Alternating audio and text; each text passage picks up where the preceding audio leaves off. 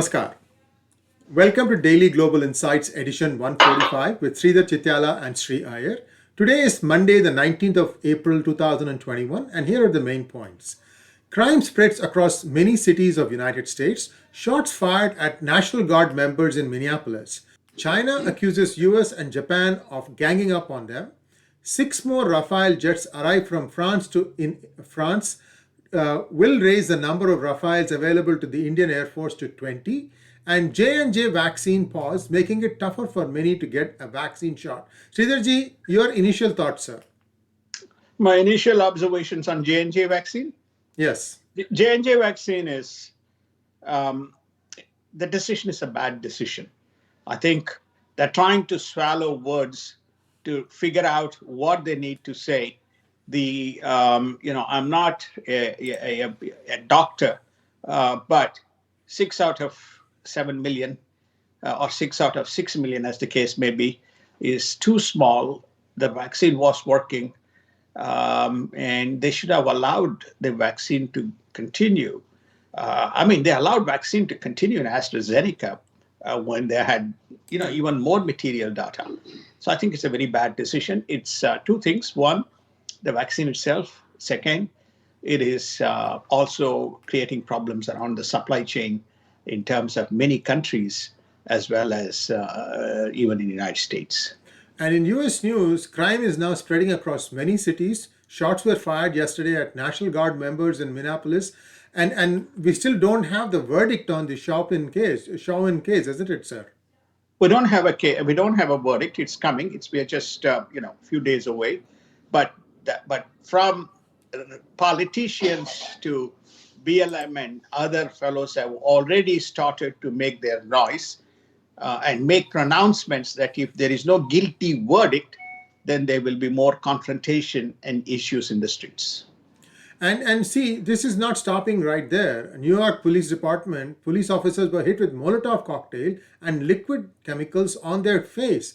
These are also people. How does this make it right? Crime has become a permission-free exercise today in the United States. Because we have a democratic president, we have a democratic, collaborative, sympathetic media. We have an ecosystem of broadcast channels. We have tech platforms as social media, basically sympathetic and turning a blind eye, not raising their voice as to the impact that this has, the crime has on people and society. So it's almost a daily occurrence. There's Molotov cocktail, there's videos available in the United States, Molotov cocktail and chemicals being thrown, a cop standing, a fellow passing by stops at the traffic light, opens the door, throws, he's visible, and then he moves. So you can see that even in Minneapolis, they have National Guard being fired at.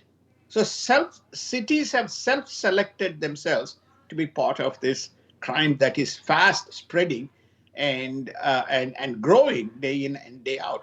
I don't want to repeat a number of things that has happened in Manhattan just yesterday and today over the 2 days, but I can probably report 10, 12, 14 incidents without actually reading the newspaper, just living within the neighborhood in Manhattan. And Austin had a shooting today. It left 3 people dead and the suspect is still at large. And now Maxine Waters, a congresswoman from California, says that we need to get more confrontational. And this is becoming more of a nasty rhetoric, sir. There's a bunch of progressive Republicans, Schumer included, Maxine Waters included,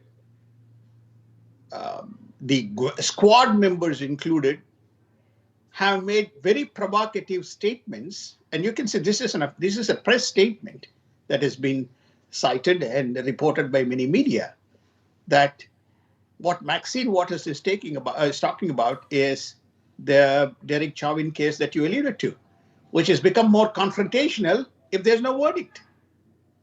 And you know that during the election, several videos were played.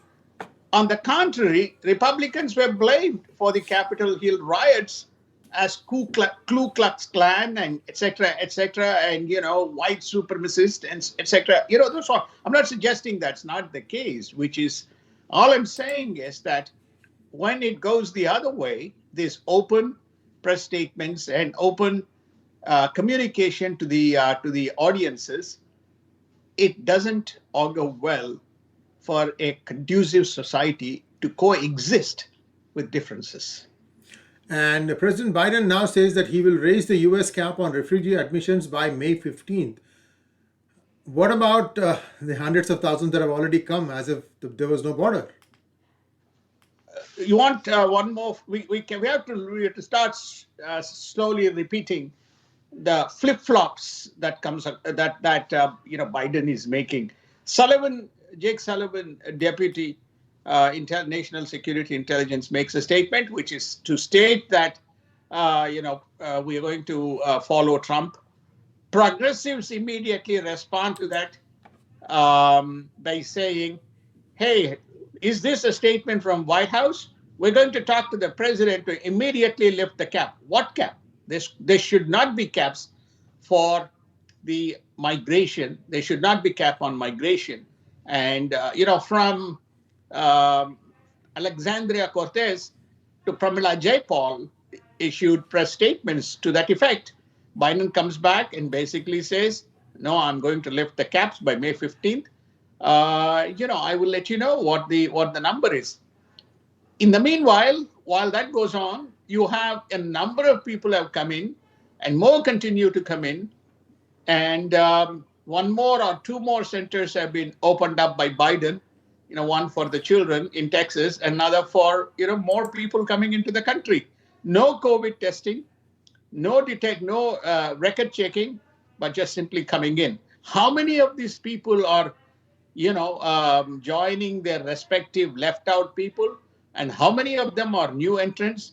There is no count. ICE, we already reported, has been dismantled. They're just more in watch and learn rather than enforcement.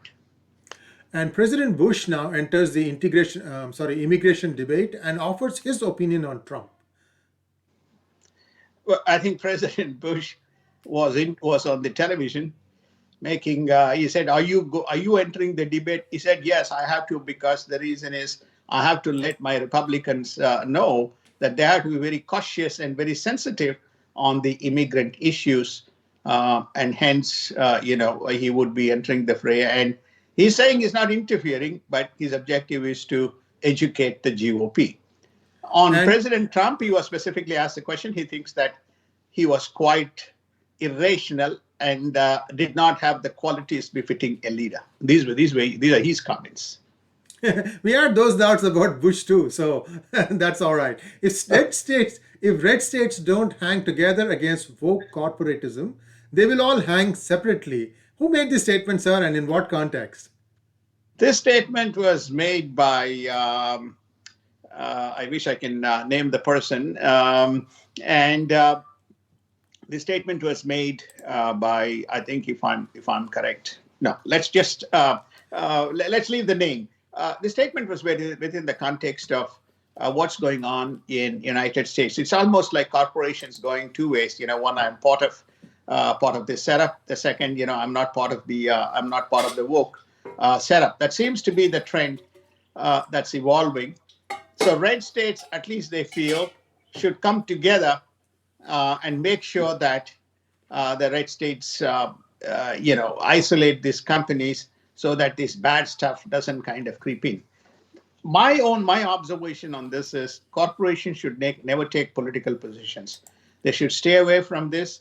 Historically, during my 4 decades plus in the corporate life, we have, I worked only in the banking industry. In all the banks that I worked with or worked for, when we had to make political contributions, we made contributions to both the parties, which is allowed within the corporate setup. We never took positions, but people generally concluded. So I believe that this woke corporations should never get into the political game, especially on elections and election rules and enforcement process, etc. Yes, you have to help the communities, but not in the political system. And in global news, the fact that Taiwan was in the US Japan statement, is that a show of resolve or a diplomatic calculus? What are your thoughts, sir? It's a combination of both. It's both a political statement, and it's also a calculated attempt. And China is not going to barge in. My view is that there is a confrontation looming on Taiwan. Who blinks first? And you're going to see some action in Taiwan. China is very, very determined. It believes Taiwan is its. It has got a plan going up to 2035, including railways, this and railways and integration and of the trade paths, trade routes, etc. How they would untangle that plan, remains a very big question. There is almost everyday incursion into Taiwan, and they back out. Only it's a matter of time. Does the world have the capacity and the resolve? They had when it was called quadrilateral, Quad. Today, it has all become bilateral. So who is going to coordinate what in the event of a Taiwanese attack by the Chinese? One doesn't know. And China accuses US and Japan of ganging up on them, and US and Japan are going to invest 4.5 billion in the next generation 6G race with China. So the lines are drawn now. At least US and Japan are working as a 2+2. US and Japan is 2+2. Japan and Korea are not working together. Japan and India are working together. Japan and Germany are working together. Japan and France are working together. Japan and Australia are working together. And Japan and some of the ASEAN nations are working together. So it's fairly clear it's bilateral within that context. I would say that one thing that is very proximus as a team is more Japan, India, and Australia, the three countries that have worked together. On the outer periphery, working towards and working with them is probably Vietnam and Indonesia. Philippines is again, in hot, cold, hot, cold. Of course, Taiwan is working as well with both Japan as well as Taiwan is very supportive of the Indian efforts. They're making investments in India. But having said that, US is the big gorilla in the room as far as Taiwan is concerned. And Iran names Reaza Karimi as a suspect in Natanz attack, says he has fled the country.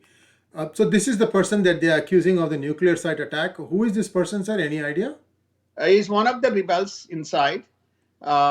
He's been watched, and they believe that he's the guy. How he is connected to Israel, nobody knows, because first they accused Israel. Whether he's not connected to Israel, that's also not known. They seem to have watched him, and he sees some connection to the attack that happened in the Natanz area, and he has fled the country, and Iranians are on the lookout. And what are the perils of Biden's Afghan unconditional withdrawal, sir? What do you think is going to play out in that region? It's going to be open sesame between Taliban and the Afghani forces. Pakistan has always supported the Talibani, what you call warriors or Taliban guerrillas. So I think that the universal comment in the U.S. media is, at least in the right-wing media, is, from Bill Maher to Tucker Carlson have opined on Afghan. Afghan is going to be the word that is used is slaughterhouse. It's going to be Afghans, if they were capable of defending themselves, they would have put the Taliban down. But Taliban has lots of connections and lots of capabilities, and they are fearless warriors. And Carlson says that we are moving towards some form of a final confrontation with Russia. Why does he feel so, sir? He feels that Russia was a giant, was never at war with the United States. It seems like this is a 2016 unsettled agenda. If you recall the 2000 election lost by the Democrats, especially Hillary Clinton, to President Trump, was painted as Russian interference. And 2016 to 2020, right through the 4 years period, various investigations were conducted to see whether there was collusion between Mr. Trump and Mr. Vladimir Putin. So that seems to be the agenda. In the 4 years of presidency of Trump, Russia was not something that was waging war openly against United States. But now, we have covered this story around what's happening in Ukraine, what happened to the U.S. fleet that went through, and the ultimatum that Russians have introduced in terms of not to enter the Baltic waters and the Black Sea. And then you have the expulsions that are going on because the Democratic or the present presidential regime intelligence has assessed that they were responsible for the attacks on the solar plant. Plus, they believe that they have some evidence which shows that the Russians attempted to influence the 2020 elections as well. And in Indian news, 6 more Rafale jets are going to be arriving from France, making the total number of Rafale jets available to the Indian Air Force to 20. How many more do you expect, sir? I think 32, right, in the first set? 32 to 35 is the number. They probably will expand once they have a complete assessment of the situation. But most of them are now deployed in the Himalayan region with backup. They probably will augment it even in the Western sector. And support India's TRIPS waiver proposal at WTO. US Senator Sanders and Warren urged Biden. That's a rarity. These two senators rarely side with India. So what gives, sir? This is the trade restriction intellectual rights. Intellectual rights. That's intellectual property rights. That's the TRIPS, TRI, trade restricted intellectual property rights. The yes is the yes is part of the rights.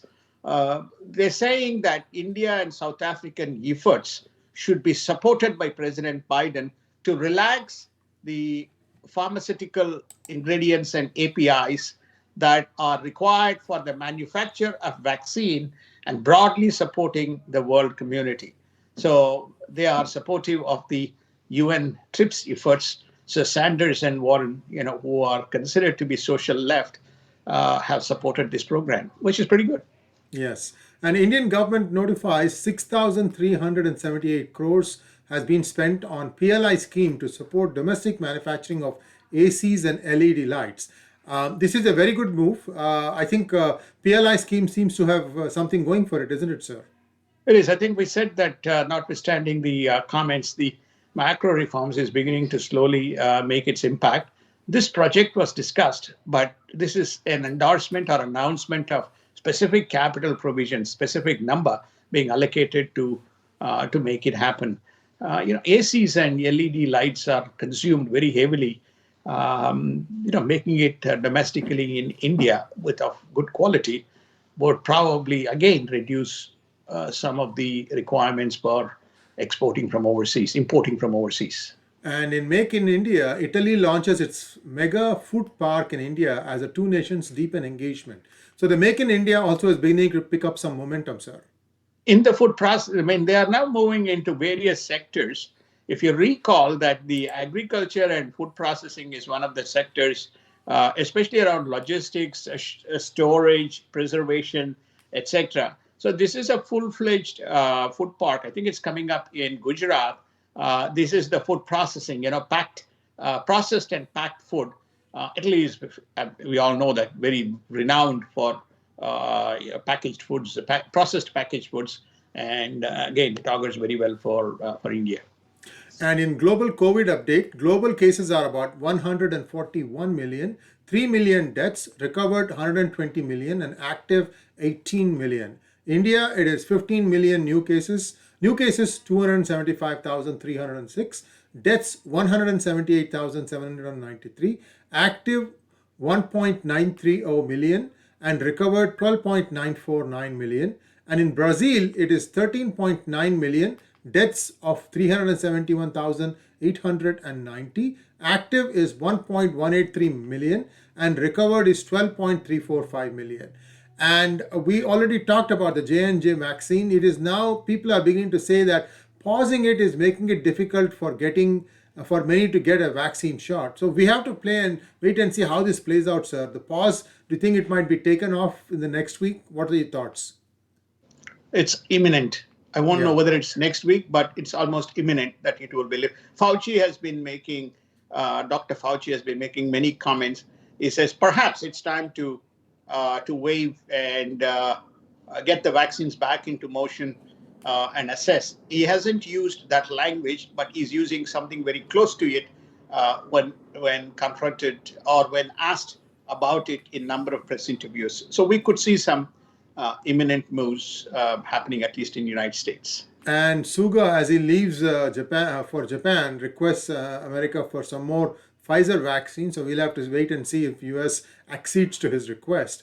And in markets, US stopped short of calling Vietnam, Switzerland, Taiwan as currency manipulators. We touched upon Taiwan yesterday. Perhaps you can show a little bit light on Vietnam and Switzerland. That is a surprise.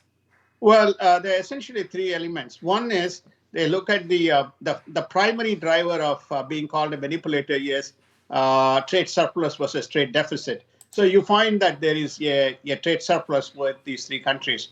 The second they look at is over a period of time, over a period of 2 years, how many times, at what percentage the currency was influenced or intervened to support currency by the central bank. I think they look at that as the second variable. The third variable that they also look at as is that a trend that has tilted the trade adversely one way or the other way. So Janet Yellen says based on the internal parameters that Treasury uses, all these three countries meet the criteria of a currency manipulator. They're just alerting and escalating the issues, but they're not making any specific counteractions or adversarial actions to impact these countries, especially Taiwan. And market futures point to gains as earnings season continues. The US 10-year Treasury bill is at 1.59%. The 30-year interest rate is 2.281, all-time low. Oil at 63.13, Brent at 66.77, a slight uptick. Bitcoin is at 55,773, and coin is at 344. With that, our news bulletin comes to an end. As always, please subscribe to our channel and do join our club. And for those of you who don't have much time, you can watch the news ticker that is going at the bottom of our screen. One cycle takes approximately 4 to 5 minutes. So if you just read one cycle, then you can essentially get all the data points, at least from a headline point of view. This kind of a hangout gives it a little bit more perspective. Whatever be your time constraint, please feel free to subscribe to our channel, spread the word around, talk to your friends and family. And Sridharji and I are going to be at this for a long time, unless you say, no, we are bored of you. But we are excited to come every day in the morning and give you the best. And you can see we are 2-3 days ahead sometimes of this competition, sir. Indeed. This is a very good program that we have worked together to create for you all and for the audiences.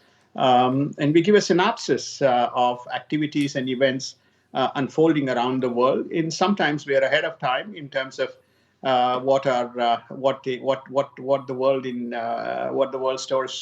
world offers to us by way of future events and activities to come. And we also cover the markets. That gives you a perspective, at least at a high level we give you. But we do in-depth sessions as well at least on the US front. So I think we look forward to your support and look forward to hearing feedback and on programs and various topics that we cover. Thank you very much, Sridharji, and namaskar. Thank you, and have a wonderful day and have a wonderful week.